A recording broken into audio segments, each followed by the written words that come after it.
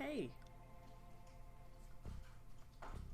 I have dogs in the background, so if you hear scattering, running, barking, it's them, and I will try my best to edit that out. Right. It's early, guys. I hope this is a Friday. Hi, welcome back to Game Design Fridays. I am MsRheyRhey, and I have a bit of an update. Fallen Sleep, which was my last project. For those of you who have not been here before or have waited for me to do this for months, Fallen Sleep is going to be on a back burner.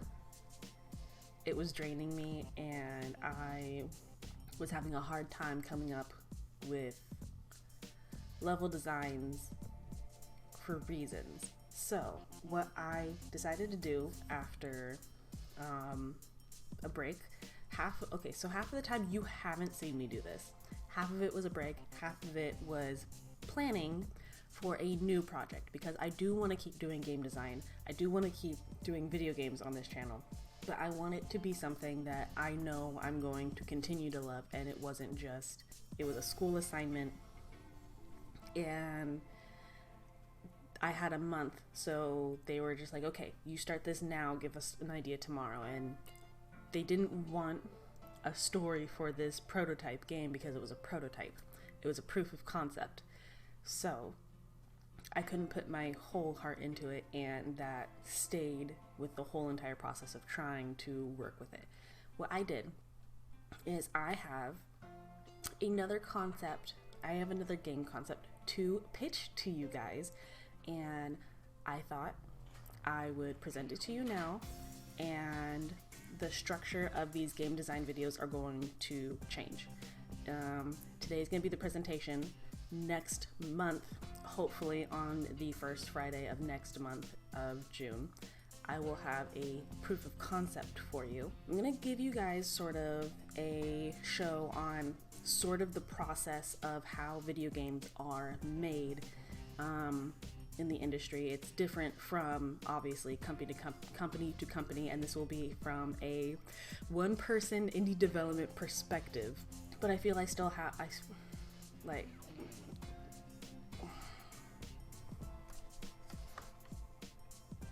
I have this degree for a fucking reason, and I'm going to use it. I have enough knowledge on how the game industry works that I feel like I can tell you at least a general idea about what's going to happen, and take you guys steps by step, month by month, through how my process will work, and to show you my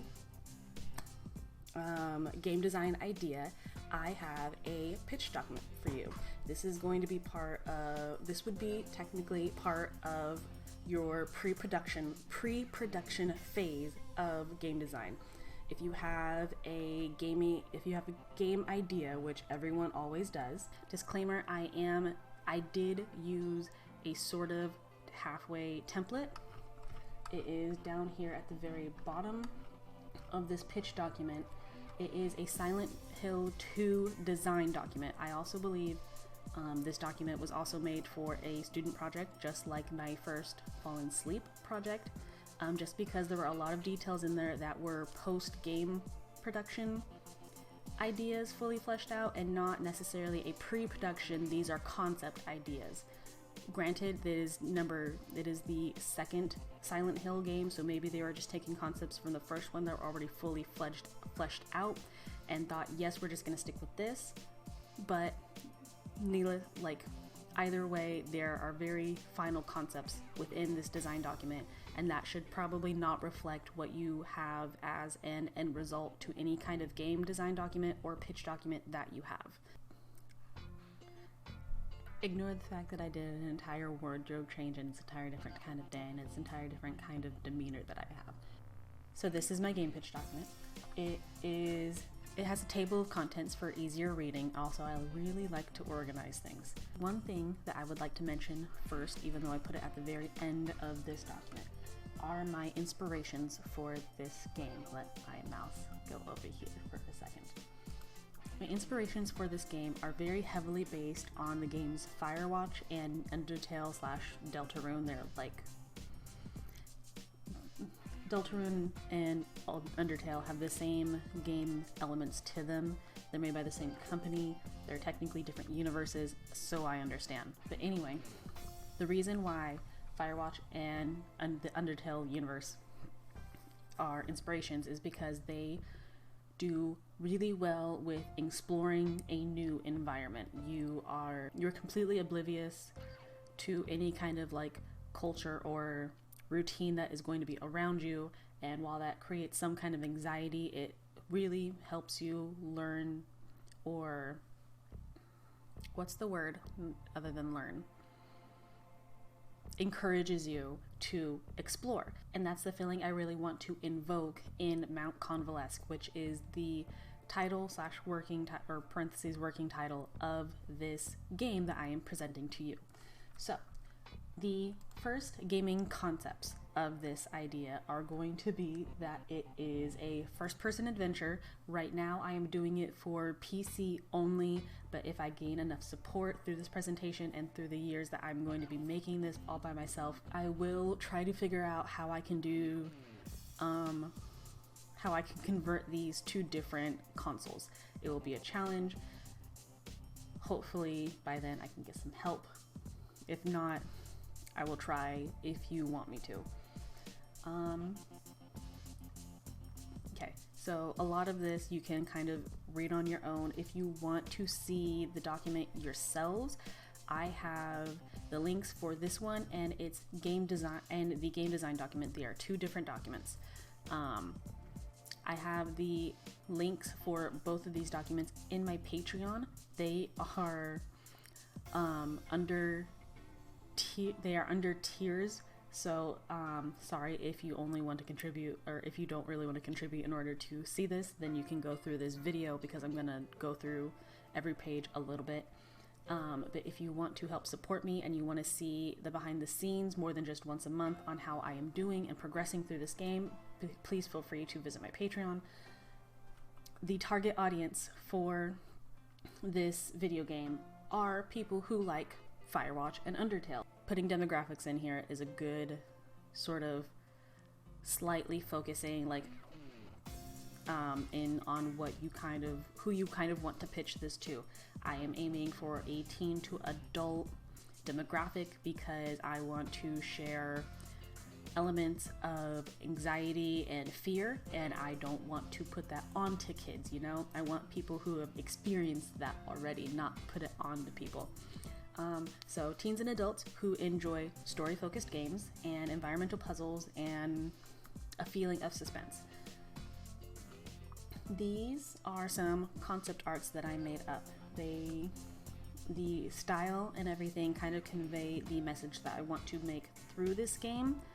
They're just really easy, simple shapes, easy to understand concepts, some ideas and feelings of how certain locations want to look.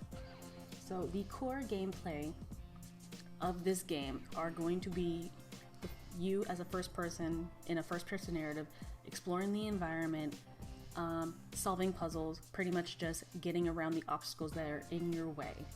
Okay, yes. So I can tell you the beginning of how I kind of want this story to play out. You are playing as yourself. I will try as much as possible not to like put names or anything in here. In a small city of Aller Hill. One day, while you are trying to get ready for your night shift of work, something drops onto your house, into your trash cans. You have to go investigate. It's this very strange thing that likes to eat everything or anything, and it's starting to see you as a bit of a snack. So as you are running away from this thing that is pursuing you, you find yourself at your local city's forest area, tourist forest area, and you go into this forest area in order to hide and get away from this strange dark entity that wants to consume you.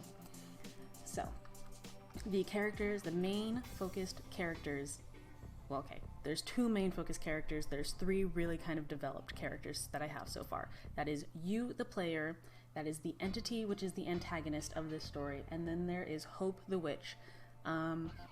who basically is going to be there slightly ex machina. Everyone needs sort of a guiding hand in certain games like this. She is going to be this very minimal guiding hand. I just happen to like the name Hope the Witch. I'm dramatic that way. Elements of this game are going to be very limited to exploration. There will be the lantern because it will be dark. You will need to find your way to certain areas. There will be a walking stick because there are times where you need some balance and stability and help. There's going to be just maybe like a little bit of collecting.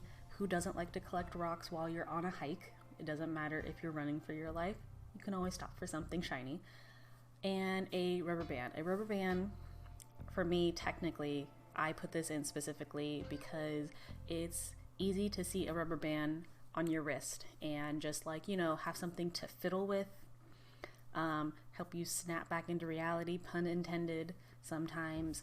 And it's not going to be a main mechanic, but it's there to give those comfort who do not find suspense all of that thrilling but still want to participate.